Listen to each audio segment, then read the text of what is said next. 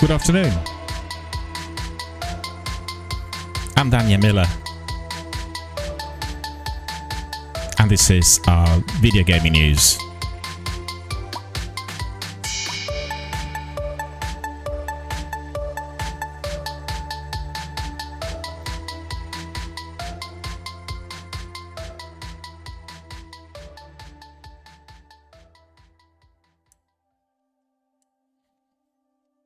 A warm welcome to all of our friends, fans, community members, participants, and everyone watching us on different platforms worldwide. Thank you for joining us, and thank you for supporting my channel, my news bulletin, and everything we do here, which includes also community-based gameplay and charitable fundraising.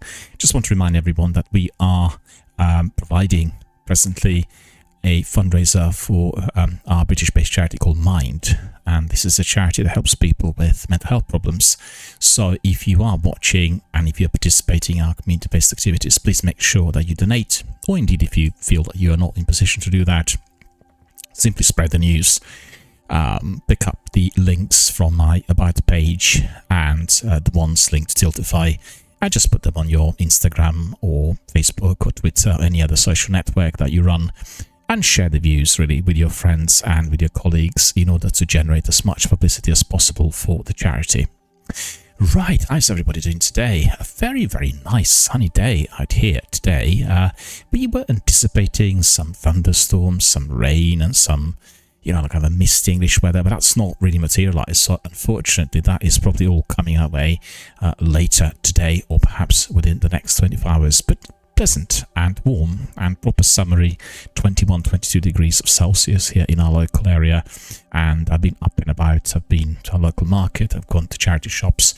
We have quite a few, and I always buy things in charity shops in order to support them and their works, and each one of them is supporting a particular network that is providing services for a good cause. Like, for instance, we have actually a shop run by Mind as well, and anything you buy in there is a direct donation to the charity.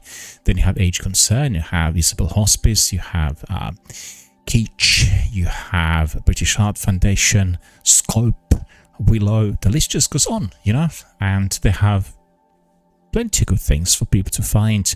And as we live in a very, very affluent area, you will be able to get many different items that are hardly worn, sometimes even in factory wrappers. So that altogether is something that may be of interest to you if you live locally, and just pop in, buy some of the items and contribute, which means you are going to be becoming a participant in the process through which lives are saved, because all these charities are providing services for people who are suffering from serious illness, and that is something that will always be greatly appreciated by both the charities and the service users. Alright, so coming back to what I do here, we had quite a few bulletins coming our way on the wire in respect of different events, which are more or less commencing shortly, and very, very curious and very excited about a couple of big showcase events. Obviously, you're familiar with the one coming from Bungie. That's the Final Shape showcase on the day where the new chapter of the saga is launched, and then a couple of days later we are going to be having the big one coming from Microsoft and Xbox, a double whammy of the presentation going through all the new titles, and then we will have a special presentation dedicated to the brand new Call of Duty Black Ops 6 release, and we were calling it Xbox Redacted or Showcase Redacted, but they actually they revealed that information a few days ago, confirming that my assumption about Avowed was just completely wrong, and it is not taking place. So, anyway, I got it all wrong, but I just thought maybe Avowed was one of those games. However, there's been a lot of discussion after that on how the Call of Duty is going to be selling and what the commercial model for the game is going to be once it launches on the Microsoft streaming platform. So that's something we'll discuss later. If not enough, if we don't get enough time today, I'll certainly focus on that in my news bulletin tomorrow. And the vast majority of news I received were Destiny related. So we have, first of all, This Week in Destiny, which is very, very full of information link to the immediate or more or less imminent release of the expansion, and I'll give you all that information in the course of the bulletin today. I think it's very important. So we'll just focus on Destiny through and through, as really we are having, I guess it's less than 10 days now before the Final Shape DLC arrives, and it's not going to be an ordinary DLC. It's bringing in lots of changes. In fact, it is sort of reminding me of what we had with Phantom Liberty in Cyberpunk recently, as it completely changed the structure of the game. I think that is what I'm getting from Bungie. It will be similar to what we had seen in Destiny 1 with the Taken King, that kind of reworked the structure and provided us with the brilliant piece of content that we still enjoy playing today in the original title. So it is something similar, and I'll go through the list of things which are going to be introduced. Talked about it here quite a bit already. I think all of you are familiar with some of those, and I have to say the list is so lengthy and there are so many novelties and adjustments that I find it quite difficult to digest at once. I remember reading it a few days ago and I thought, hang on a minute, that's just too many things for people to take on board, too many things to listen to, too many things to read, in fact. And I think they have realized that everyone's a bit sort of oversaturated with information, and they had released, in view of that, 2 mini documentaries. So really, during the last 24 hours, instead of playing Hellblade, I had been focusing on Destiny and all that is to follow. So I watched literally almost every trailer and upload which they had released during the last month, and there have been quite a few.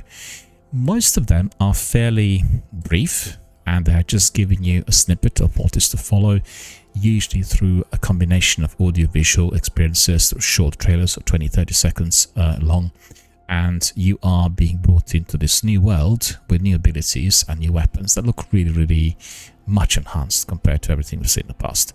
And like for instance, you've got guns that will have images of different characters, or different creatures, or different elements of the game pasted on them. So you will be able to change these, I think, like shaders, and the armor looks significantly different. We have seen that on all 3 Guardians and all 3 characters that we have in the game. And the list just got on and on. But anyway, what's interesting, as I watched the documentaries, I realized that the major focus, particularly in their showcase linked to the Final Shape, was on the new subclass ability. Right? So this new subclass ability is called Prismatic. So what's Prismatic? I really didn't work this out until yesterday, in fact. It's basically a combination of the darkness and the light abilities. So for the first time in this Destiny-based universe, we are going to be accessing the abilities that the darkness is also using against us, and combining the Prismatic with a subclass which is called, I think, Exotic subclass. You are going to be able to combine a variety of different mods and therefore become very strong when contesting serious enemies. I did watch a couple of those documentaries. I rewatched them. Anyway, the main one I watched a couple of times because I was a bit unclear whether these abilities are to be used just in PvE or also in the Crucible, but it did appear to me, from what I gathered, that all of those will be also used in PvP, in addition to what you have with Companion, all the other activities. And that will be very interesting, as I think the ability to use the new subclass and so-called Prismatic will be affecting the overall PvP gameplay, enhancing it and making it increasingly difficult for people who are not at home, either with Destiny Universe, the subclass tree, or indeed with the way some of those abilities can be used within the arena. And it will provide us with, I guess, more opportunity for people to learn, to train in private matches here, live on air, on Twitch channels, and generally it will make it more interesting for people to learn and to connect with other Destiny gamers worldwide, who hopefully, just like myself and many other participants here, will be in position to advise, to provide tutorials and mutually learn from each other. I think it's all about learning, and if there's one thing in this documentary that Bungie released, they indicated how Destiny had been evolving from literally day one, and it has become a major title with so many different options. And it's quite incredible, really, considering the volume and of the activities and the content that we've been given for the last 10 years. I think the Final Shape is now already hyped up to be one of the very best, and with many different things introduced, reshaping the structure, reshaping the narrative, I guess reshaping the appearance of our guardians, as well as our abilities to contest the enemies. So it is a major milestone in the way forward. And I think once the saga that has been based on the battle between the darkness and the light concludes, and this is after we defeat the Witness, we are likely to be seeing a new development, a new story evolving, perhaps new characters.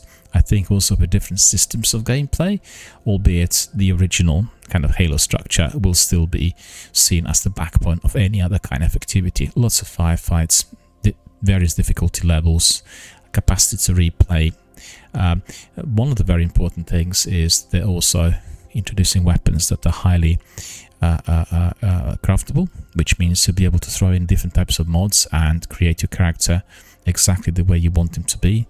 And I think with the enhanced modding and the expansion to the weaponry that is customizable, will be giving it a much greater capacity for replayability and greater community engagement. Don't forget, people want to learn. Secondly, they will want to collect. Thirdly, they'll probably want to buy. So, the expansion, the development is then visible on every single level. But what we do want, most of all, is to have a community of gamers really enjoy doing Destiny, and people who are very supportive to one another. I think Destiny is one of those games that provides us with that massive opportunity in which we are able to help other people, and we can run forums live online or elsewhere, to which the new gamers, the newbies, or people who just join the community, are then being coached and being given an opportunity to learn. And I think that's exactly how I built my channel here, how I managed to erect my community of gamers, and to my great surprise that so many people were joining forces, because the vast majority were Destiny veterans, people who played Destiny for many years, and those who really want to find new participants and new squad mates before the recent Team Firefighter had been introduced. So, one way or the other, there are lots of different ways in which we can be supporting each other. Just remember, Destiny is not about destruction and hate. It is about love, care, and attention. It's about fellowship, about community, about being able to help the person next to you. And I participated in the charitable fundraiser for Bungie Foundation, and I will be doing that again in the course of this year. And just remember that the Bungie Foundation also providing fundraising for St. Jude's Hospital that does have services that are catering and providing a variety of different activities to ill children. So, it's a very noble cause. You are making sure that the children who are taken away from parents, and for the first time in their life, usually at a very tender young age, are not experiencing that degree of isolation, loneliness, and most importantly, fear that would indeed be very present in anyone who is going to hospital and not knowing what will happen next, particularly if they have to undergo surgery or suffering from a very serious illness. And therefore, Bungie Foundation is providing them with the equipment and the means by which they can connect with others. And that means the parents, the relatives, their schoolmates, their other friends. So we are going to be, again, joining forces with other Destiny streamers, and we are going to be running another fundraiser for Bungie.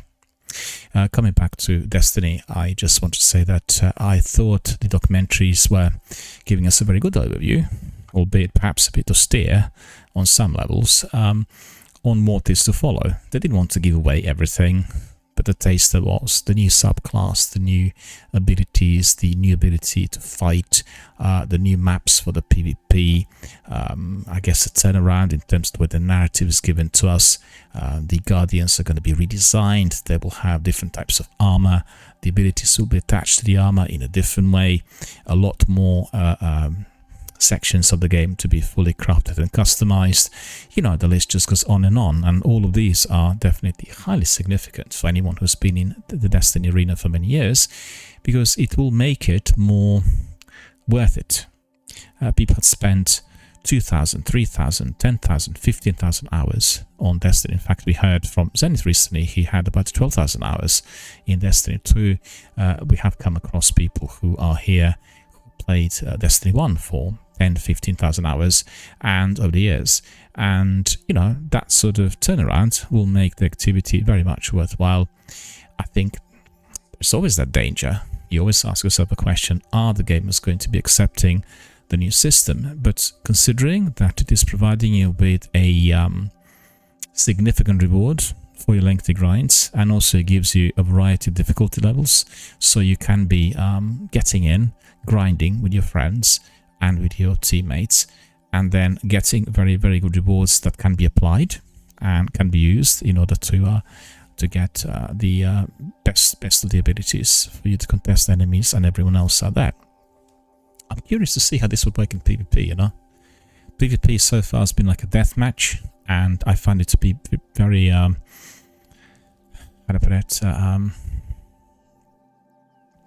not really up my alley. It's just simply a kind of activity that is based on the classical deathmatch gameplay. So bang, bang, kill, kill, get up, and you had to have a massive speed.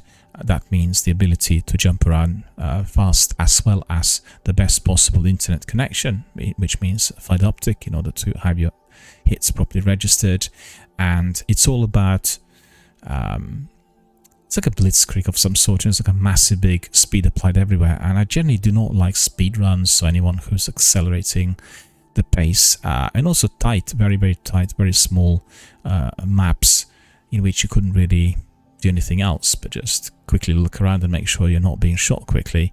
No means to which you can strategize or build your own structure within the team in order to contest others. I mean, the basic thing in Crucible from the beginning, that's almost 10 years, stick together with your teammates, make sure that you are always keeping an eye out on somebody who's firing at one of them, have the best weapons enabled, make sure all of your perks are being appropriately placed, and, you know, ever since the mods were introduced, that you have the best gear, the best armor that's suitable for the Crucible, and that was it. But now having Prismatic and having all these other abilities brought in will make it a lot more interesting. And I think I played all three maps that were introduced recently, the brand new maps, and they have been somewhat bigger, larger than the original ones. They're not massive, they're not like Warzone or PUBG, but still they'll give you a bit of scope to maybe have different types of tactics. They remind me a bit of what you have in Halo, and you know, so that will be very interesting. On the other hand, I'm quite curious to see how the abilities, the new abilities, particularly the Prismatic, are going to be applied to the PvE activities, and that will be doing the Nightfalls, doing the raids, doing your campaign and everything else. Altogether, it sounds and looks very exciting.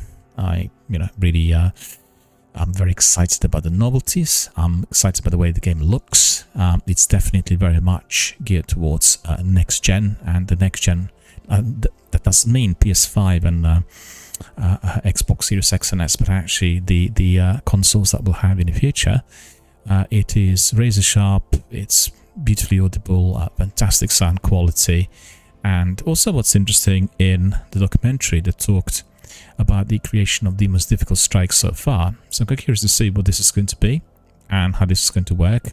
Some of the strikes in Destiny 2 are quite difficult, and I remember initially people said everything was too easy, but as we went on over the years, there had been certain adjustments applied, and I did play a few of them that appeared to be very, very difficult unless you had a very mighty team fully brought in.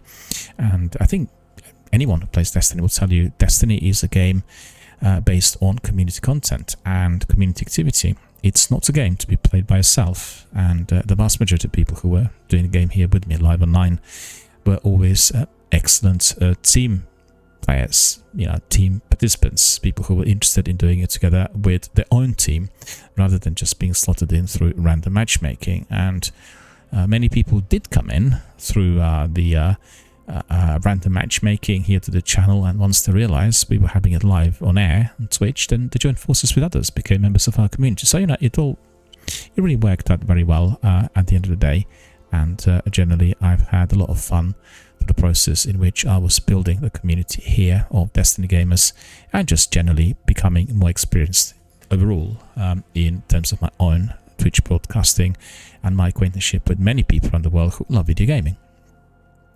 Right, so let me think. So I think first of all, we received more information about what is to follow. So I will tell you all that's come to me from Bungie. Again, as I said, this news bulletin is dedicated almost exclusively to Destiny, as there's been a lot of news coming in during the week, and I just advise everyone also to go to my Twitter. If you're not followed there, just press on the button follow. On Twitter, you get all kind of a minute-by-minute information coming from the industry about everything that's happening out there in the world of video gaming. And also, in addition to that, you have postings coming from myself about my own gaming activity with lots of screenshots, lots of community content, clips, everything we do here when we have our usual regular live streams. And then generally, it's a forum that provides you with a wealth of information. So I've had quite a few things come in, not just from Bungie, but various other industry hubs, all aligned to the final shape and the new release. And I find it to be really interesting, beautiful graphics, and particularly the discussion on that prismatic and new subclasses and the way they will work. It looks really significantly different, and I'm quite curious to see how all of that is going to be felt in practice once it's launched. So if you're interested, just make sure you go to my Twitter, have a look at the postings, read all about it, and then just ping us a message expressing your view, expressing your feelings about whatever is to follow, and whether you're agreeable with it, whether you're excited, or otherwise. We like hearing from people who are perhaps not happy with what is being offered. But we do always appreciate some constructive criticism. We don't want people to be just ranting. We want somebody who is disliking something with a good explanation, so we know exactly what is there creating that degree of upset. So I only received This Week in Destiny yesterday, so it's been really quite late, I got to say. Usually This Week in Destiny was arriving on Wednesday, but I've been kind of receiving it on Fridays generally of late, and that for me is quite late, considering that we'll be discussing things appearing in the game where towards the end of the weekly cycle. The Tuesday reset is changing everything, and every week we're getting something new. So generally, This Week in Destiny, the bulletin is fairly big. There are lots of different things described, and that's in view of its more or less imminent release, and there's still lots of news for them to share, and they want to be sharing with us a preview of a new world system and the quality of life UI update. So you have, first of all, this week, what I mentioned already, 2 brand new mini documentaries. They're 2 vidocs, and they're very good, I have to say. They're short and crisp. One is about 9 minutes long, the other just below 8. And you will get lots of snappy information on what will be arriving to us on the 4th of June. And you have very good illustration on how these kinds of activities and new adjustments will work in practice. A lot of that is still game in progress, so don't think that everything you've seen in these vidocs is going to be exactly like that in the game. It may be much bigger, it may be much smaller, it may be tweaked in a way. But certainly the outfits, the weapons, and all that is on display there will be pretty much the same. And as I said, highly recommend both vidocs to everyone. I watched them today, and I watched also all the other trailers just to become a bit more knowledgeable on, when you get so many different snippets of news come from so many different sources, it's very easy to lose track. But I always read every single week everything coming from Bungie, and as we're coming towards the imminent release, in about 9 days now, we really want to be fully knowledgeable, and these documentaries, these small vidocs, are giving us the best possible information of all.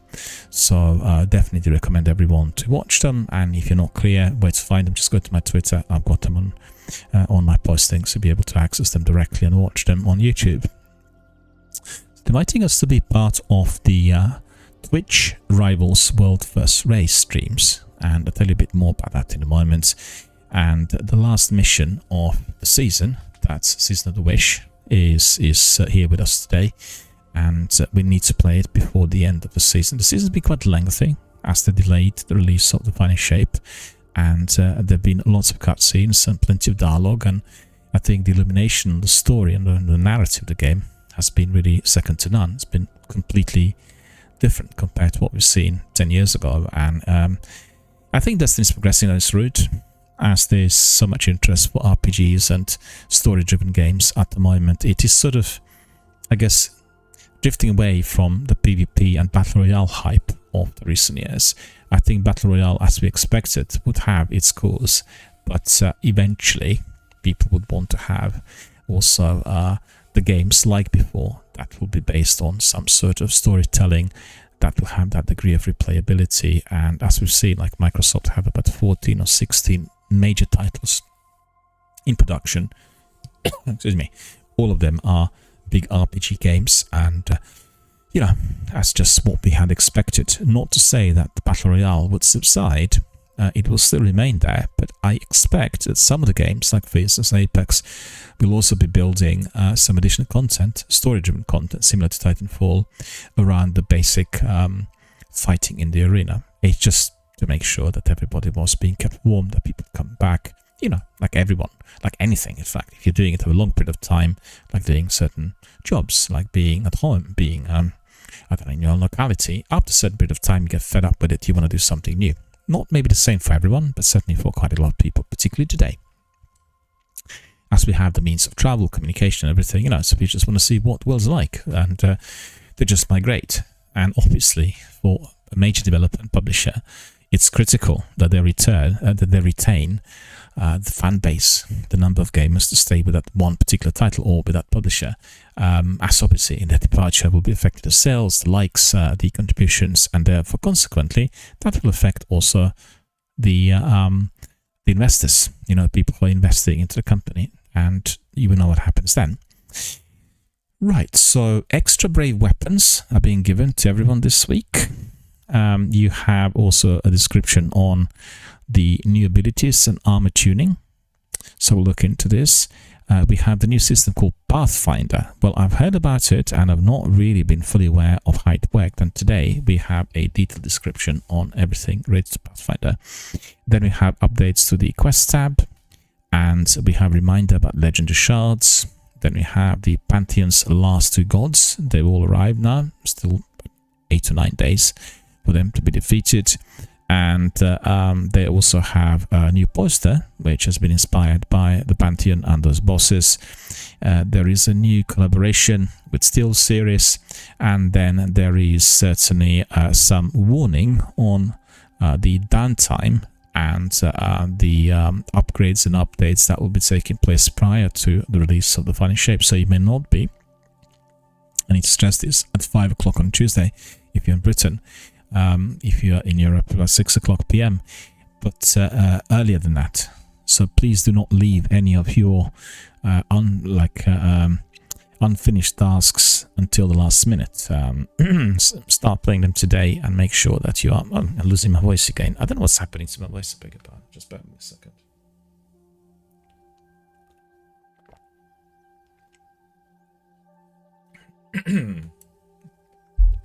So, probably caught a bit of cold or something. I was croaky throats yesterday. It was a bit windy when I went out at night. What I was saying is, yeah, just don't leave everything until the last minute, because then you'll just miss out on some of the content. Make sure you start playing it today and just polish off whatever you still want to be achieving. There are always lots of quests and lots of activities in Destiny. Do not strive towards full completion, because you will fail. And make sure you are polishing up the priorities and getting some of the exotic weapons or any other activities that will give you the best loot. Don't keep any rubbishy items in your vault. Just purge it and keep everything that's craftable. You know, the red bar items, and then everything exotic. And as we'll be getting many more items with the new expansion, the final shape, once it launches. So the big documentary, it was the first documentary launched in a week, and they basically talked about emotional scripts, the surreal landscapes, and then also they have been presenting us with a new language that the Dread are using. It's quite interesting, because in documentary you have the audio designer who starts speaking in this invented language, so that's really funny. and sounds a bit, Icelandic. And they also talked about the scripts which are written specifically for the game. And one of the developers said there were parts where she felt really kind of emotional. She cried, and some elements were gut-wrenching when somebody died, and so they were trying to really, I think it gives us an indication that they're moving down the route of significant story development, where the story becomes very, very important instead of just having battle sequences. There's quite a 360 turnaround from the original Destiny that was more or less based on combat and activities that were really difficult to complete, and also activities that were to be done together with your mates. So it's not a game. The original game was also not a game that you would have to be playing by yourself, because otherwise you have many difficulties with completing certain tasks. And generally a game right from the start created to be played as a 3-piece or 6-piece, and with everything else it just fully delivered. So they really are, I guess, migrating from that experience to something which will be a merger of an RPG with a narrative-driven content, and then a lot of activities similar to what we've seen already for 10 years. So it's a very ambitious project. There's lots of things to do, and I think we'll have to see what the responses are going to be from our gaming community. Hard to predict, really. So that's all in the first documentary. And then you have the second documentary, in which they're talking about shaping the magic. So that is all about weaponry, which the craftable weaponry, the new subclasses, and also all about the new armor and what you can do to it. So make sure you head to my Twitter and just watch these vidocs. Alternatively, if you want to just very quickly access the information, go to Bungie YouTube channel, and these videos are right at the top. So for instance, they say Hunter goes into the Traveler. Remember when Crow crossed the portal that was opened as part of the bargain with Riven during the events of Season of the Wish? Well, that really wasn't the end. So this Tuesday, Bungie launched Closer to the Heart, the mission that will be closing Year 6 of Destiny, and year 6 of Destiny 2, and unlocks a mind-blowing cinematic that serves as a bridge between Season of the Wish and the final shapes. It's a big cinematic sequence you'll get as you complete this particular story mission. And they also said, well, we just want to remind you, go and play this if you haven't already. Osiris will give you the mission if you visit the Helm. So it's a mission that you should not be missing out on. Make sure you go to Helm and pick it up from Osiris. And it's a mission that kind of connects all that we've been doing during the last 4 or 5 seasons with what is to follow next. And it is like a really successful bridge between the two. So you also have Into the Pale Heart cinematic video on Bungie's website. If you're interested, you can have a look.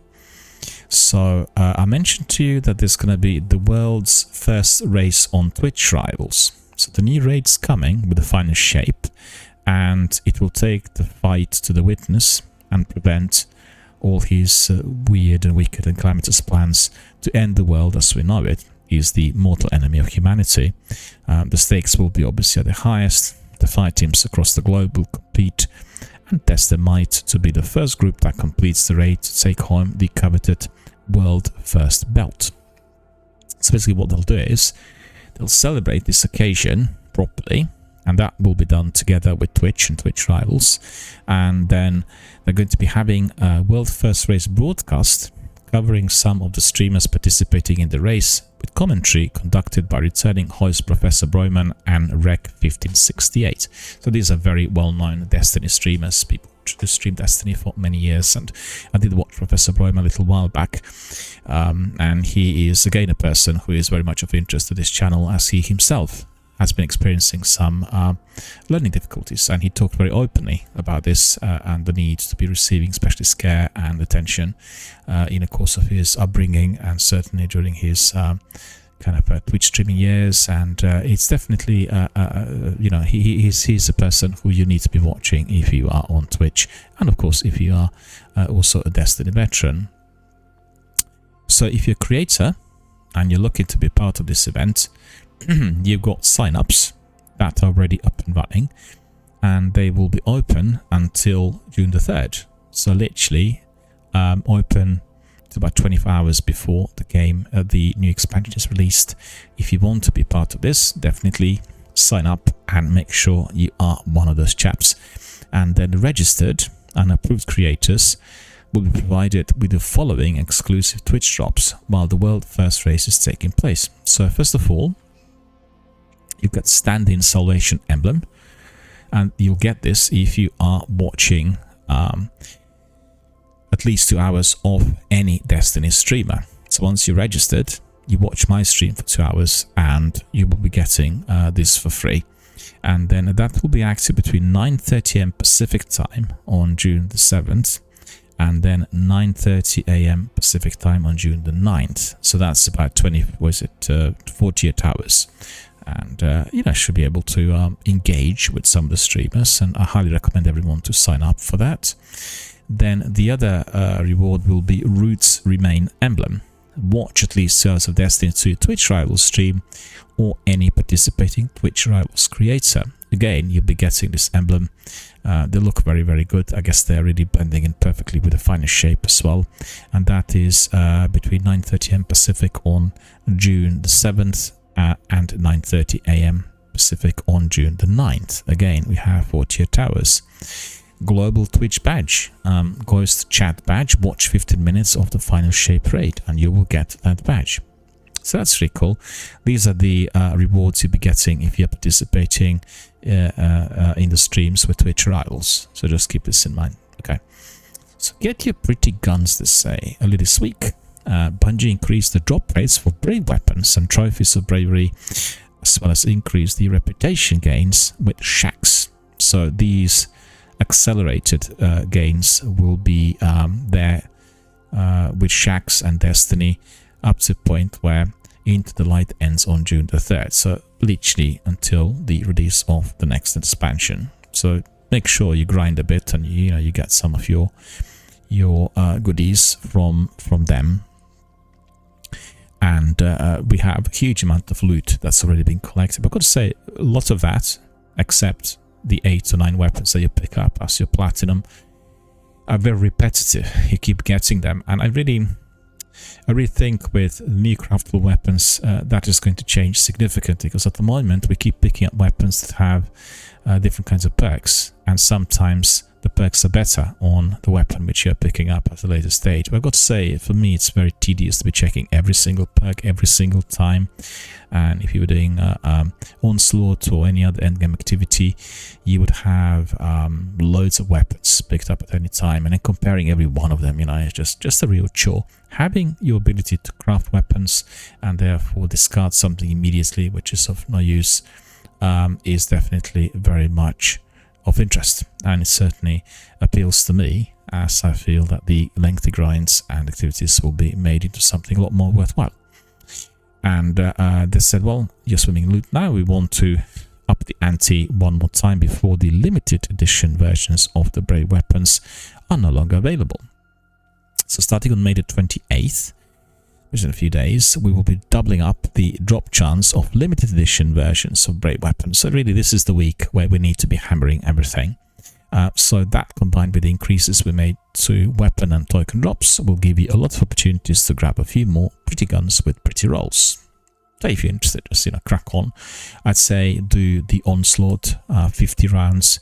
It's a lengthy activity. It'll take you at least an hour, to complete. If you're very fast, you've got a very good team on board, maybe 55 to 59 minutes, but I think the fastest I completed was 57 minutes with a very, very, very good team together with me. Otherwise, it was a lot lengthier than that.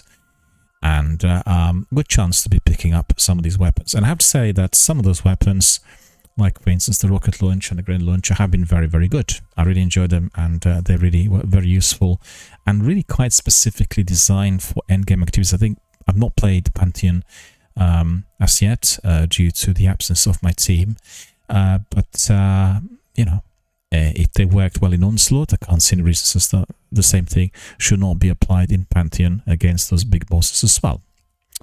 Well, the big thing arising from the new expansion is going to be the changed abilities and armor tuning. So, so this week they have 2 part abilities and exotic armor tuning preview for everyone. So the first part was published on Wednesday, and this has been telling us how light and darkness subclasses are changing. And we've heard that through the so-called prismatic. So they said we went over a lot of impactful changes, like Stasis getting the new frost armor, some supers getting an adjustment or 2. The second part was focused on armor tuning, right? So some exotics will now be having the frost armor as part of the set. So that's the exotic pieces of armor, it's just that. But some oldies like Six Coyote and Ursa Furiosa learned some new tricks. So they said, let's not forget about the option to include an artifice slot on all exotic pieces. And you know, have a lot more information through Bungie website if you want to really get into the ins and outs of this. So just head to my Twitter, go to This Week in Destiny, and you get the links for that. So they said after you've done reading This Week in Destiny, just make sure you read some of these articles. They'll help you to get knowledgeable before you step in and before you crack on with all the activities in the final shape. And they said also they'll give you some understanding on how the sandbox will work. You know, it's fine, but at the same time, I think Sekapupu is going to be reading all of this, and have other people in here who'll be really, you know, geekily digesting all the information. But for me, the best way to learn is doing it together with other veterans of Destiny who really learnt it and who are able to teach you live on air. The best way of doing it is join one of those bigger channels and make sure, maybe mid-sized channels, where you have access to live discussions online through party chat or live on air audio, and then talk to other people, you know, and the streamer together with his community can present you with how certain things are done and completed. That's the best possible walkthrough, the best possible, you know, you learn directly from your friends and you make new friends as well. Don't rely on what you'd say is what a bookworm would do. It's not best of ideas, really. They've given the instructions for people who are really already very hot on the activity, people who've been with Destiny from day one, to learn in advance. So on day one, within the first 48 hours, as you've seen with Twitch drop streams and that, they'll be able to provide some assistance and advice. And don't forget, quite a few streamers who are registered with Bungie, people who've been just streaming Destiny for all that period of time, they'll get early access codes, so they'll try the game earlier and they'll already have some knowledge on how certain things can be completed, so that will be also of tremendous assistance. Right, so now is the big thing which I want to be discussing, and that is the introduction to Pathfinder. So I've heard about Pathfinder, but I had not seen I mean, I've not really learned everything in full to be quite clear in my mind what actually Pathfinder is. And it's funny because Pathfinder is the sort of special category that Ryder in my Mass Effect Andromeda was having. And it's a bit like being a guardian, you know, like a guardian leader. So it's very confusing when I hear this Pathfinder. I keep thinking of like a team leader in a crew. But, you know, we'll see whether that is the way it is going to work here. So the World Systems team has a very important update to share, and that is the one that has been, I guess, teased and mentioned in the past, and that's called Pathfinder. So basically, this is like a skills tree, right? So it's a brand new pursuit system that Bungie introducing in Destiny that consolidates bounties, patrols, a weekly window challenges into one streamlined system which you can access anytime, anywhere via the Director. So it will give you access to everything that you're doing week to week. It's quite competitive in that respect. Different Pathfinders can be accessed from relevant screens of the Director by selecting the Pathfinder node, it's a new thing, or using a hotkey for quick and easy access to the system. So I'm just looking at the slide of what this looks like. So it looks very much like a skills tree, which is quite big, and then you're completing it, I guess, from week to week. And they say when you open a Pathfinder, you'll be presented with 20 objectives. So it's not one, but like 20. and they're divided into 5 tiers, so leading to every guardian's favorite thing, which is a big shiny loot. To reach that loot, you must complete objectives and claim them to form a path from the leftmost tier to the right. So when you can progress through all the objectives on a Pathfinder without restriction, you will need to claim at least one objective in each tier before you can claim an objective in the following tier. So you need to complete, claim, and then move on. Every time you claim an objective, you will receive rewards, progressing your path towards the final reward and opening new potential paths. The key issue in here for me will be what kinds of rewards are we going to be getting? Are those rewards to be repetitive? That's the main thing. If you keep getting the same sort of reward as we've had, for instance, in Into the Light, then after a while that becomes a bit tedious. If you get something which is substantial, meaningful, or connecting you with some future activities, then definitely we are going to be doing it. Building a path to the final reward allows you to claim it, and claiming the final reward opens a new opportunity, which is resetting a Pathfinder. So I guess that's similar to what you had with Artifact. The system's very similar, right? Once you completed it, you can reset it, start from the beginning, you keep getting different mods. So resetting a Pathfinder will be costing you Glimmer, but it will give you a new set of objectives to complete and then a new final reward to pursue. So these new cards are built using a mixture of authorial control and procedural generation. So once you start resetting, your cards will diverge from those of other guardians, right? So that's something new. As long as you have still the Glimmer to do so, you can continue to reset Pathfinder cards after claiming the final rewards as many times as you want each week. But the value of the final rewards will diminish with resets of your card to your points. However, every weekly reset, the value of final rewards will also be reset. So your objective progress will be lost and every guardian will start the week with the same fresh card. So you could see how this whole system is very much based on the drive for people to be replaying the game from week to week.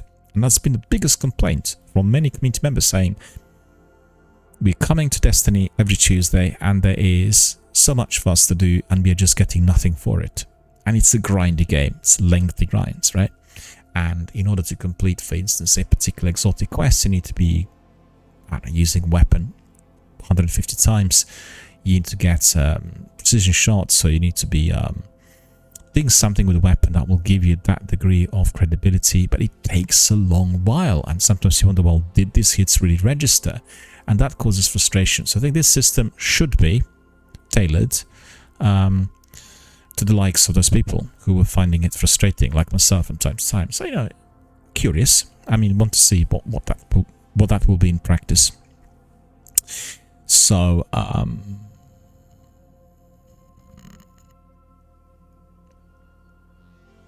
where is the Pathfinder is the question. The Final Shape will launch with 2 Pathfinders. One available to all Guardians. That will be replacing the bounty system, so no more bounties. And weekly challenges for our core ritual activities. And then one that you will be unlocking in the Pale Heart as part of the expansion campaign. So you could see that's quite cleverly created. Everyone can join in, everyone can try it, everyone can be very much part of the activity. But the upper tier will have to be acquired through the expansion, which means once you tried it for free, you feel driven to it, and therefore you purchase the expansion. So it's a very a wise way through which people can be brought into the purchasing of the game.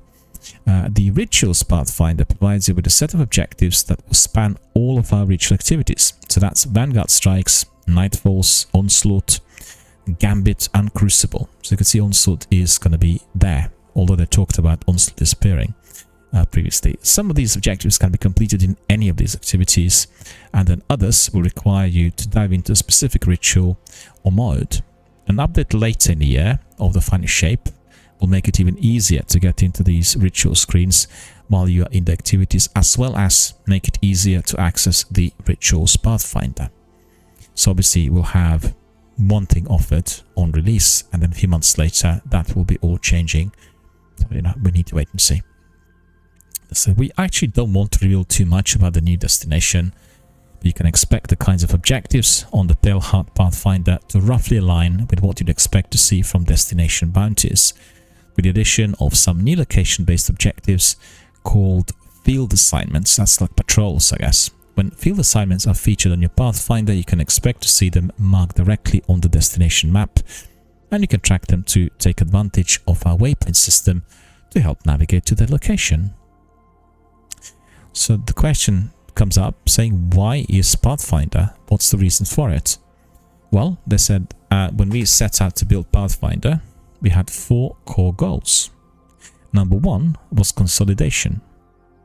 Destiny 2 is an enormous game that's evolved constantly over the last 10 years. Many pursuit systems have been added to the game over time, and these systems are accessed in a myriad of different ways that make it difficult for Guardians, experienced or not, to understand what they can be doing at any moment in time.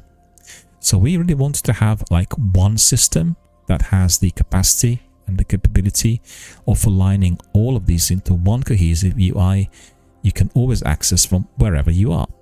I agree with that, actually, because previously with the system of quests and bounties kind of bundle up together, just like really so many things to do, and you're not sure what is your given priority. And we'll see whether you will be able to get into the priority listings with this new Pathfinder system. But for me, in that ocean of activities, it is just like, what do I do first? Well, I tell you, what I used to do, or what I do, is first of all look at the seasonal content, whatever is present at the moment, any exotic quests, any story missions, any activity coming in every single week, completing that, polishing it off, moving on to other activities. But sometimes you'll pick up a quest or bounty that is like kind of a long time standing, and you need to combine it with something else, and then you forget about it, and then it's just left there in the inventory, and it's just a hoarding. Like I hoarded now, I don't know, as many quests as possible I could get, and they're all sitting in there, and some of them are being completed, others are just left alone, and that's of no use to anyone, and you just get lost in the sheer volume of what you need to be doing. So they said their second goal was to give players more agency. So bounty systems in Destiny 2 typically let Guardians pick from a handful of fixed bounties that reset each day and provide repeatable bounties for those who wish to further engage with the system. So these limited choices always result in a system that feels prescriptive about how you should be doing the game, instead of putting you in control. So they said, we want Guardians to feel ownership over the engagement with the systems, with the ability to chart a course that matches the goals of the play session. Well, that's a very ambitious statement, you know. I'll read it again. We want Guardians to feel ownership over their engagement with these systems, with the ability to chart a course that matches the goals of the play session. Well, maybe. But if you have certain tasks there on the Pathfinder, and you may wish to do something else, you still be driven to the completion of these tasks, you know. So it's a bit, well, we'll see really how it works. But I certainly think it's an ambitious project, and definitely having it all done in one place will help, and will enhance the gameplay. With that in mind, our third goal was making decisions matter a bit more. So, the existing pursuit system consists largely of disconnected individual objectives that have no effect or consequence on each other. So in many cases, the Guardian's decisions regarding these objectives are limited to doing or not doing a particular objective, or spending Glimmer to reroll repeatable bounties they don't like. Well, you know, Glimmer is a case in point, because at one time you could get a lot of it. It was just like coming your way in abundance, and then at other times they curbed the quantity. So, you know, it depends on what Glimmer is used for. And I guess if you are in here to be working up the Pathfinder tree, you probably are going to have some restricted access to Glimmer, as Glimmer will be used as the main currency. Do you see what I mean? So you need to grind a bit more to get it. You need to pick up some consumables. It'll be interesting. Excuse me, I just need to drink something.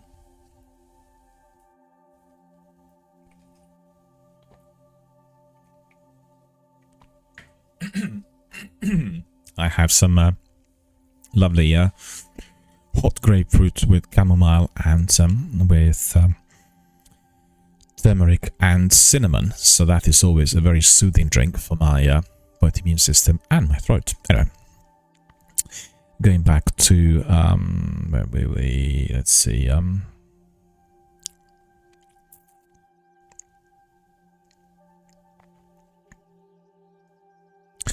Pathfinder's path-based system incentivizes Guardians to complete objectives that may otherwise be out of their comfort zone to achieve a more direct path to their final reward, which means doing something you really don't want to be doing. It also allows Guardians to forge a more elongated path around objectives that perhaps do not appeal to them. As their opinions diminish closer to the final reward, Guardians will be challenged to engage with a particular activity mode or playstyle to acquire more rewards. So basically, that may not be popular. That may be tricky, because there are activities people don't want to be doing. Like, for instance, somebody doesn't like the Crucible, doesn't like the PvP. Or somebody really loves Crucible and doesn't want to do. And this is the idea to which you are being brought into doing all aspects of the game. You've got to be doing it. A bit like with some of the bounties, pick up a bounty and it tells you kill that many enemies in the PvE environment and then kill that many Guardians in the PvP. And it's the same bounty. You've got two things together. I guess it's a similar system, but if they keep force-feeding certain ideas, that itself may be not seen as particularly useful or friendly for some of the gamers. We need to see how it works in practice, and I think generally Destiny was always giving us a lot of choice, and if there's plenty of choice for us to decide what we want to be doing, should be no issues. And then the fourth goal, that's the goal number 4, to reduce barriers, because let's face it, much of our time as Guardians is spent zipping between destinations, and then preparing to play the game. Flying to the tower, flying to the helm, flying to Europa, it takes time that we could be spending fending off the witness and thwarting its universe-threatening plan to enact the final shape. I agree with that. And that's been massively streamlined in the sequel. It was quite a chore in the original game, and also in respect of the clearance of the vault and deleting things in your post box, all these kinds of activities that in Destiny 1 were taking a long time. Your admin there would take up probably 30% of your session every single day, and that definitely will be welcomed. And with Pathfinder, you already have your objectives, and they'll be always progressing as you play, whether they're locked or unlocked. There's no need to be visiting a vendor or use the Destiny app to grab bounties. No need to balance your inventory of quests and bounties. No need to travel to vendors to claim your reward for a weekly challenge. So it looks like this is going to be automated, all coming from one space. But we need to see how this will work. So that's the big thing. The prismatic, the integration of your class abilities that will combine the force, the strength that the darkness and the light will have, and then after that you have Pathfinder that is applied to all activities. So about Destination Pathfinder, the rewards are designed to encourage completing many paths over many objectives in each Pathfinder. If you want to maximize your weekly rewards, your best bet is to plan your optimal path, right? So we have a list in here of rewards. Let me just see how big the list is. It's not big. Objective reward, 25 vendor reputation, 4,000 XPs. Path completion reward, first path, redacted exotic, powerful tier 3 engram, the pale hard gear, 1 rank of vendor reputation, 25,000 XPs. Path completion reward, second path, redacted exotic, the pale hard engram, focusable, 375 vendor reputation, 25,000 XP. Path completion rewards 1 through 3. Third path, the pale engram, focusable, 375 vendor reputation, 25,000 XP. Path completion rewards 1 through 3. Repeatable, world legendary engram, 150 vendor reputation and 4,000 XP. So you could see they're kind of upping the quality loot as you go further, as obviously you continue playing the game. And then let me see objectives in here in addition to rewards. So the objectives are as follows. You have calibrations, so that will be directly replacing bounties. Most common objective category on the Pale Heart is Pathfinder. And then, like for instance, the example will be, in the Pale Heart, defeat combatants of a certain faction. In the Pale Heart, defeat combatants using weapons that match your subclass damage type. So it's a specific task. That's calibrations, right? And then field assignments. You must go to locations in the Pale Heart and complete a custom encounter that will be appearing while the objective is active. And then this is the second most common objective category on the Pale Heart Pathfinder. So you need to be in the Pale Heart, travel to Redacted, so they're not telling us what that is, and claim a reward for defeating, again, Redacted, so the destination and the boss, right? And then, again, you got two different types of events there. That's a field assignment, right? And then you have Ventures, destination, focused activities and objectives, only 2 per the Pale Heart Pathfinder, and you appear in the tier before the final reward. So in the Pale Heart, progress through the, again, Redacted activity and loot the chests. Completing the Redacted objective grants additional progress. So they're not telling us quite a lot about specific objectives. They're just giving us a picture of how this system will actually work, right? So, Rituals Pathfinder. So ritual activities are Crucible, Gambit, and Vanguard, right? So the bounties will be, the vendor bounties will be replaced by Unified Rituals Pathfinder. So no more bounties picked up from Shaxx and from what's his name, Lord Saladin, and you know the other guys, Zavala. So it'd be like all unified in a Rituals Pathfinder. A single instance of Pathfinder will contain objectives specific to each ritual activity, as well as generic objectives that can be completed in any of the 3 ritual activities. So that is a significant difference. It's a big turnaround compared to what we had so far for about 10 years. And I think it's definitely a good idea to be changing the system. You'll have something new to do, and it will be delivered in a different format. So it's a different structure to the game. And I welcome that, because I got really tired of going back to the social hubs and then picking up these bounties. Taking time, and we'll have to see whether this works though. It's all well and fine on the paper, but whether it's going to work in practice remains to be seen. And then additionally, on weeks where there is an active reputation booster, the first 3 instances of Pathfinder will contain more objectives associated with that ritual activity. So if the Crucible reputation booster is active, type the booster for PvP, Pathfinder will contain more Crucible specific objectives until after the 3rd reset. So somebody really had proper algebra worked out in here. Do you know what I mean? It's like a properly scientifically, mathematically designed new system, and I'm already getting a bit lost just as I'm reading and presenting this to you. But on the other hand, I really welcome the new structure. I think that the time's come for Destiny to pursue a different direction, and we're getting the novelties on all levels. Well, is it going to work on every one of these levels? Well, I guess it remains to be seen. Completing objective modes, completing an objective node awards experience like individual bounty completion. So complete one node, and you get a similar sort of thing like with the bounties. Completing a path is designed to be akin to completing a weekly vendor bounty challenge. So it's a turnaround, It's replacing one activity with another in a different shape and format. I just wonder whether the results are going to be the same. That's the biggest question, because we want results to be different. I.e., completion rewards include Prime Engrams, Bright Dust, and Experience. Alright. Well, vendor challenges are limited to 3 per week per character, so that's not that many.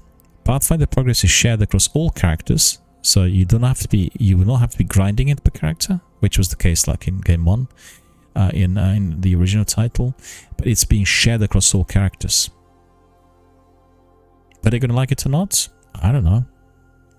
I'm personally more inclined towards the grinds. I think it's better to make it more replayable, to make it more community-based, more sociable. If you are not upping and you're not applying it across all characters, then each character will have to be doing their own work. It's open for a discussion whether that would be better, but I think generally working on your 3 characters is better than just working on one, obviously the character you prefer to play at all times, and gives you a greater scope if you're a streamer or tutor or a Destiny veteran to help others. So it gives us a much greater accessibility to community-based activity. That's my opinion. In the same way as I do not like the idea of the power levels being automated with every single season, or if you spend so much time grinding in there, what's the point then? You can just wait, and then automatically your power levels will be going up and up. It was very negatively received by so many veterans. I talked to very many, not just here on my channel, but also on Reddit and Twitter and any other social networking hub. People just felt this was disrespectful towards anyone who had been investing so much time in the game.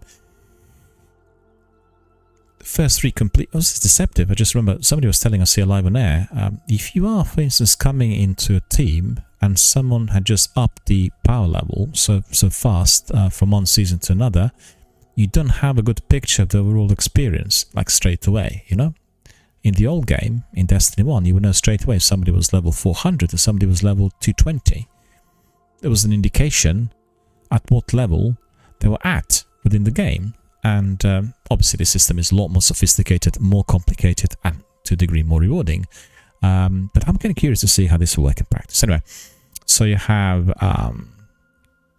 due to these differences, the reward amounts have been distributed accordingly. So you have first 3 completions, Prime Engram, Enhancement Prism, 150 Bright Dust, 25,000 XPs. So the next 7 completions, so that is the first 3, then you add 7 on top. Enhancement Prism, 150 Bright Dust, 4,000 XP. Subsequent completions, Enhancement Core, 30 Bright Dust, 4,000 XP. So actually, when I'm reading this, it just occurred to me, this is... Pathfinder will also be replacing what we were getting as loot or rewards in the seasonal content. There's going to be no more seasons from the Final Shape, you know, it's going to be episodic content from month to month. So this sort of activity will give us rewards throughout, irrespective of whether we are, you know, at any stage within a period of whatever it was, 90 or 120 days. And that's the big change, really. They said they hope that after giving us this description, we are getting a better sense of understanding of what Pathfinder is and how it will change how you play ritual activities and also how you explore the new destination. And they also said, we can't wait for you to experience in just a few days, and feel free to give us your feedback at any time after you've tried it. Of course, we'll give you a very good feedback. And I just want to invite everyone in our community, if you're watching and listening, once you enter the Final Shape, Bungie will be so excited, so anxious to hear from you within the first week. Like the first 24 hours are critical, first 2 or 3 days even more so, and then within the first week where there's this big hype about the game, they want to hear how you're finding it. And also if you're finding anything which is glitchy or not working, for them to be resolving it as soon as possible through the maintenance. Very important for everyone to be communicating to the developer. I do that all the time. I really... You know, people say, who's going to listen to me? They get like millions of messages. It's not quite like that. They have a team that's reading every single message. Obviously, if you're writing something nonsensical, you're not providing constructive criticism, that'll be ignored. If you're presenting a problem in a systematic, succinct fashion, you are going to be heard and you are going to be looked at. I mean, your comments. And I've seen very many people on Reddit in my group there writing very, very interesting comments, and it's always, for me, educational to go through some of them, because I discovered I experienced the same sort of difficulty, and I echo that, you know. I want to make sure that what I like is heard, what I don't like is also noticed, and that will ensure then a retention of many other gamers within the player database. So they already shed some light on the UI and UX changes that are coming together with the Final Shape. And they also told us the on-screen information channels have been updated to be showing buffs, debuffs, weapon perks in a way which they believe is a lot more organized. So they're just going to be giving us some description on how this is going to look like in the quest tab. Let me just see something. Yeah, still Season of the Wish. And then starting on 4th of June, you're going to be able to set any quest category on the left column as the default when you enter the quest tab. So at the same time, all milestones will show up on the quest tab, although they will not count against the total amount of quests and bounties that player can hold in the inventory, and will still be able to hold up to 63 in total. So still there's a cap of 63, which fair enough, otherwise you have an abundance of different tasks which are never completed. In fact, maybe 63 is even too great. For players who want to be keeping everything more organized, we also updated the quest tab so that tracking quests in individual categories we'll be now bringing them to the front of the sort order in the quest tab, right? And you will be getting then a much greater picture on what you are to be doing next. Last but not least, if you hover over a quest in the quest tab, it will let you know when you can launch it directly from the detail screen. So it's more straightforward to get from checking it and then playing it. So these changes to the quest tab are not the only quality of life changes Bungie made to the menus. They also integrated reputation boosts into the ritual activities and at the top of the director screen. So when those are active throughout an episode, and that's a monthly episode, I want to stress this, every month is a different episode, the players will get that information at a glance. So I'm just looking at the options. Yeah, that's for the PvP. It's giving us the settings, game type, map, game options, match time, limit, match score. So it's a lot more customizable, and I think that is the greatest benefit of it. You can tailor the activity according to your own personal preference, and it will make a very, very big difference in terms of who is coming into the arena, who you will be playing the game with. So that's really pretty good.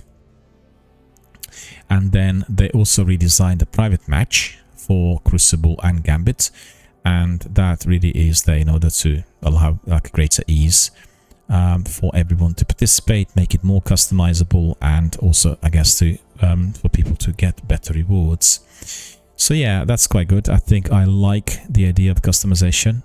If you are not tip-top, the kind of PvP, the Crucible veteran, like myself, for instance, you prefer to play some people who are on your level, have a bit of fun. The best fun I had in the Crucible was in private matches, and we all knew each other, and we just doing really lots of things that were highly entertaining for everyone, both to enjoy and to watch. And you know, so definitely think it's a good way forward.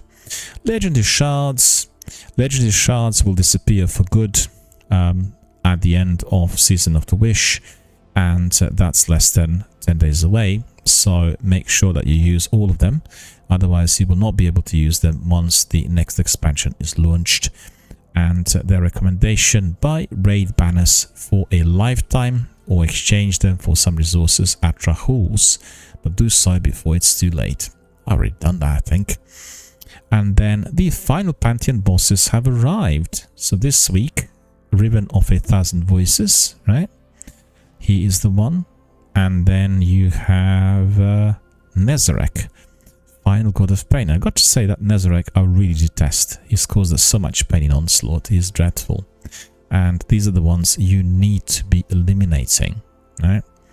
So you got 8 gods in one amazing poster. So that is a very, very nice, very attractive, beautifully designed poster that is giving us the picture of all of those nasty bosses from the Pantheon.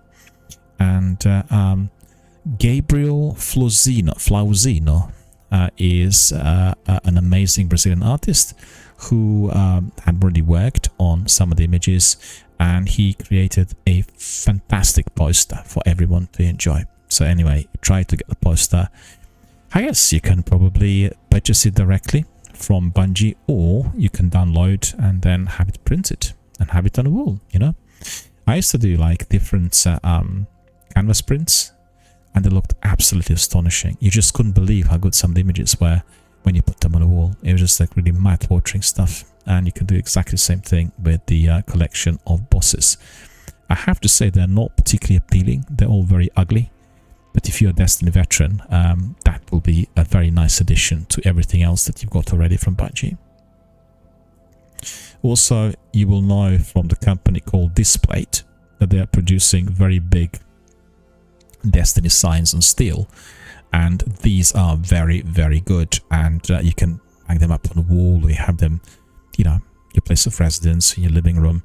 And they're really beautifully designed. I have seen quite a few of them. They're really absolutely terrific. And, you know, definitely worth a shot. And then I think that's probably more or less it. Let me just see. They have some videos on killer robots and various other things. They have also some new collaboration.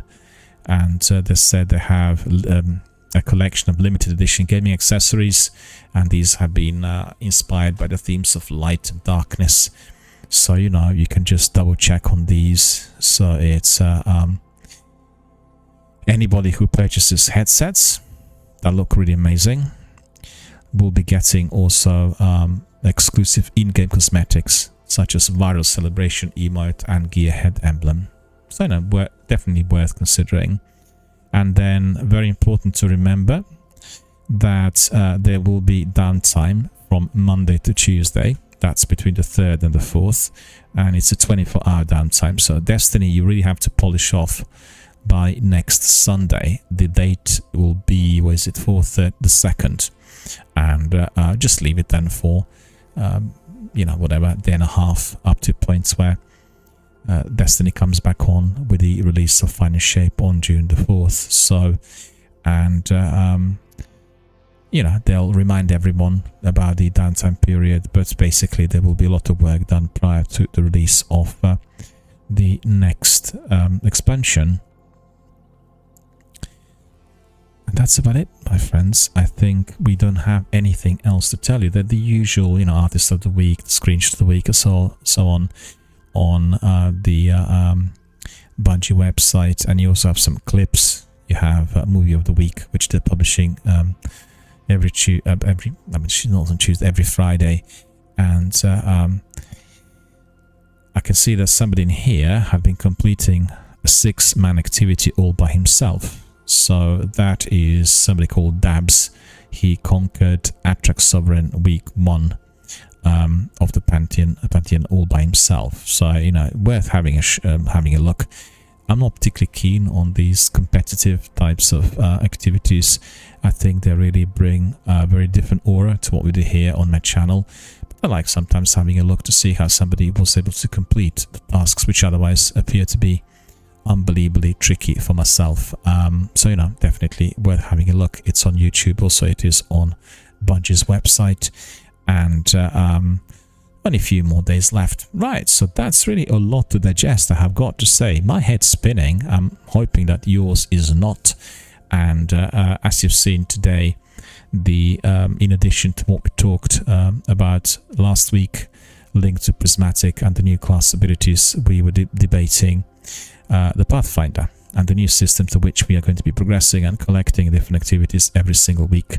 So that indeed has been highly educational, and I'm much clearer in my mind now on what a Pathfinder is in Destiny 2, not to be mixing it up with the Pathfinder character in my Mass Effect Andromeda. My rider is the Pathfinder. So if you ever play Destiny with Mass Effect Andromeda with me, or if you watch it on my streams, you will be able to see what that word meant within a separate universe. I think it'd be really great, wouldn't it, if you had the merge of the two and suddenly characters kept coming and suddenly they discovered each other.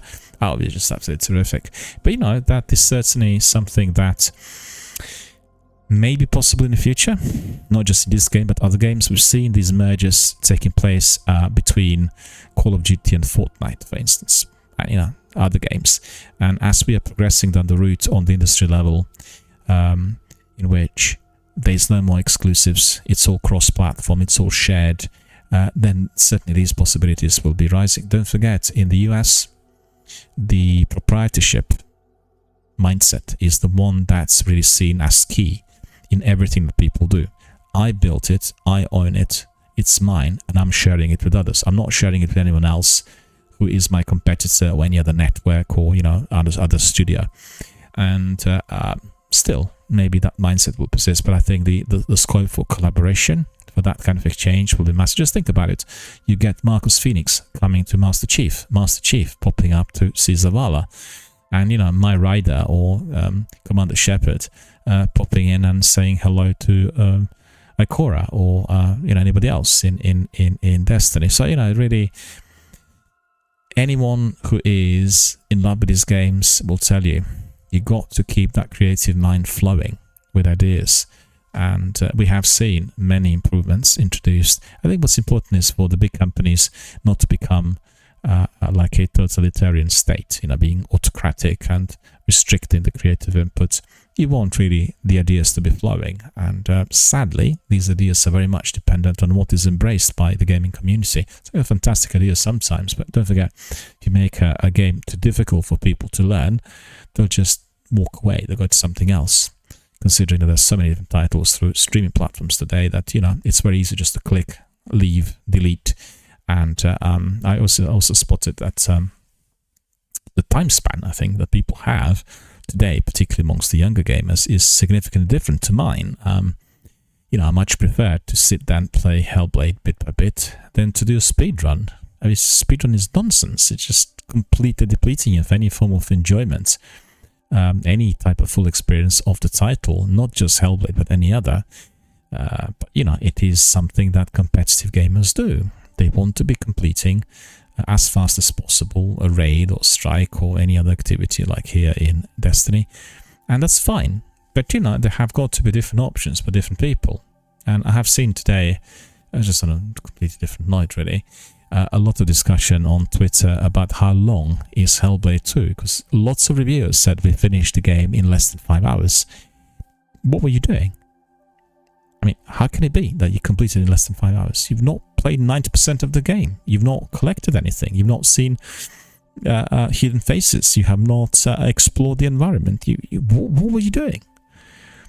To me, it sounds like somebody was just doing it through a walkthrough and was speedrunning the game, and therefore absolutely didn't have any experience whatsoever of what's happening in the title, the immersive quality, the enjoyment of the environment, yourself struggling with the way the mind of Senua is affecting you, etc., etc. So what I'm trying to say is there need to be these options for us to decide whether we like it this way or another, and then pursue it accordingly. And I think what I've heard today from Bungie, in view of some of their inventions and inclusions and additions, adjustments, the prismatic class abilities and Pathfinder seem to be like a very significant alteration to Destiny universe. And they've not talked much about episodes. We've not heard much about how this will work. And you did hear today when I was describing to you the system the Pathfinder will have. A lot of that is just substituting the rewards with what you would have been getting through the seasonal content. So we need to see it in practice. I think I like the idea of shorter time span. If something doesn't work, then there's going to be huge pressure on the developer to change it as quick as possible, provide something else, and that will be definitely streamlined. On the other hand, it does seem to be a bit more neat, a bit more tidy with activities and quests and everything. And what I've seen here on the slides seemed very good, very similar to Skills Tree, I have to say, that we had in many different games. And I just want to see it in practice. So I'm very excited. I know, before I forget, obviously this news bulletin was dedicated to Destiny in full. We didn't talk about we did not talk about any other title much. But the most important thing I need to tell you is I have said to you that my Destiny streams are coming back in full force. And what better way to reunite with our community but during the week, which is preceding the final shape, with the overall playthrough and walkthrough all the campaigns that we've had with Destiny 2 so far, the ones which are still accessible. You will recall that the first 2 campaigns are not accessible. They've been vaulted. It's actually not 2. Is it 3 or 4? I can't even remember now. And from Shadowkeep upwards and onwards, Beyond Light, The Witch Queen, Lightfall, all of these are accessible, and we'll have a major walkthrough from the beginning in order to be acquainted with the story as much as possible. I need to see whether I can really access all the story missions. If not, we'll access whatever is there, because you will be familiar with the last 2 expansions. Everything was accessible, but the older ones, it wasn't as easy. So we don't have to. We'll wait and see. But the idea is to re-engage with the narrative as the new section, the new world, the new saga of Destiny will be very much focused on the storytelling. And therefore we want to be in possession of that knowledge, and we want to have this experience, because if you played the game for 10 years, you really would have forgotten what some missions would have looked like a little while back. And in fact, I played Destiny 1 the other day and just picked a couple of story missions out of the hat and completely forgot about them. I've not played them for quite a few years. It's like, oh my god, I just remembered it now. It's been so long since I played it. So it's a very good experience. I'm like coming back home and re-engaging with something that's really pleasant and entertaining. So yeah, as from Monday, I'll have regular streams of Destiny for the time being. We'll have to see whether what duration these streams are going to be and at what time of the day. but I think I'm planning to do them earlier in the day in order to be able to give you the news and everything as we progress towards the evening. And just generally, I don't like playing FPS games after 6 p.m. You know, it just kind of keeps me awake with flashing lights and bright colors and kind of fast movements. I much prefer doing that earlier. So that's the plan. And make sure that you join us if you're Destiny 1 veteran, if you're a member of our community, if you're on PlayStation or Xbox or PC, if you like Destiny 2, if you've been with it for 2,000, 10,000 hours, just join us and talk to us live on air. What I like doing also is bringing in people through party, so they can talk live on air. They don't have to be doing the game together with me. If you are a veteran or somebody who likes Destiny, you can just provide us with your comments and views on what you're currently experiencing, what your expectations are about the game, what you want to see, and Bungie will be definitely excited to hear that from us all, as they are just about to be launching probably the most complex part of Destiny that's ever been released, and also the one that does have a huge anticipation attached to it. I don't think any other section of Destiny had this degree of expectation built for its release, because they want Destiny to get better and they want this experience to be amazing. So whether these whether these changes and adjustments are going to provide that, we'll see on June the 4th. All right, so that's about it from me for today. So thank you for watching, thank you for listening, thank you for being here with us today, thank you for supporting my channel. First and foremost, thank you for providing us with exposure for the charitable fundraiser supporting Mind Charity in Britain. Keep it coming, keep spreading the news, keep donating. All of that is greatly appreciated by us all. And then I shall wish you all a very, very good night, and I shall see you all soon. Take care.